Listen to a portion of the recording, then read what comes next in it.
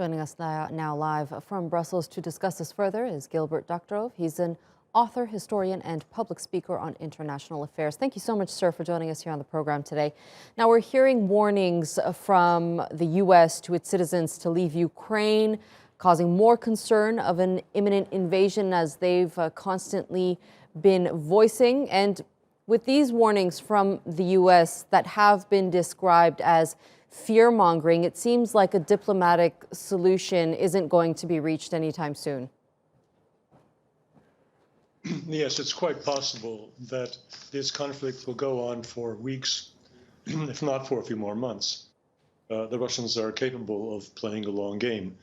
I'm very pleased that you showed this clip from Joe Biden's television interview yesterday, in which he said that no U.S. military would be sent into Ukraine to facilitate evacuation of Americans, and that they are urged to take private commercial flights out now. This is the second most important statement that Mr. Biden has made about the situation in Ukraine since early December, when he first stated plainly that the United States will not send in a single soldier to help the Ukrainians if they find themselves engaged in military conflict with Russia. What happened yesterday was he added to that, saying that he acknowledges Russia as one of the largest armies in the world.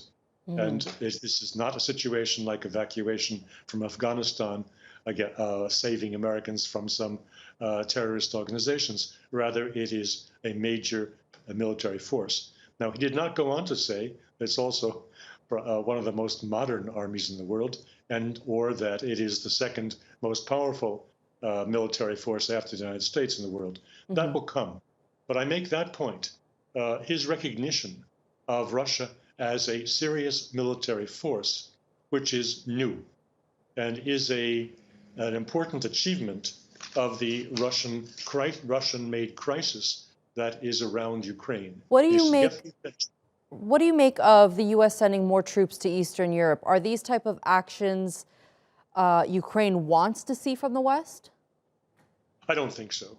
I think that is purely cosmetic and for the domestic American audience, and also for the frontline states like the Baltic states, who profess to be very nervous about Russian aggression in their direction.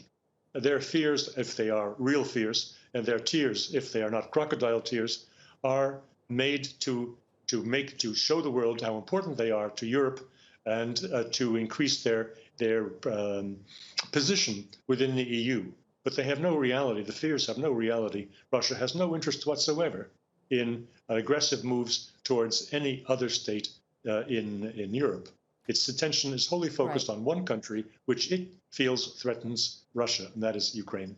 Right. Now, the Normandy 4 failed to reach an agreement yesterday, but the Minsk agreement seems to be back on the table. Do you think that that could bring a solution to this crisis? What's different now compared to back in 2014 when the Normandy 4 backed the Accords? Well, back in 2014, Russia had a fairly easy military solution if it wanted to use it. It could have taken the Donbass 1, 2, 3 without any real military opposition.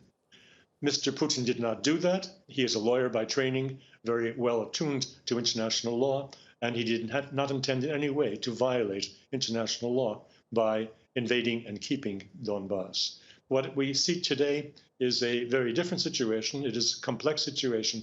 The Minsk Accords have not been implemented in any way by Ukraine.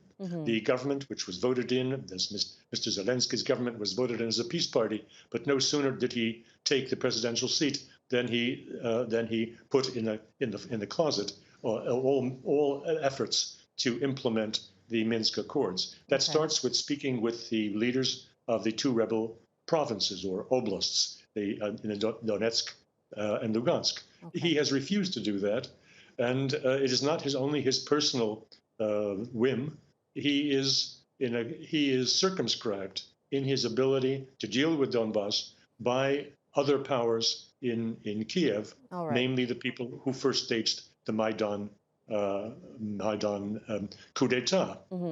They are dead set against giving federalism, giving recognition to those eastern provinces. It would dilute their power within Ukraine. It would add 2 million voters to the elections, and so they do not implement it. All right. I'd love to continue speaking about this with you, Gilbert, but unfortunately, I'm going to have to end that there for now. Thank you so much for your analysis. Well, thank you.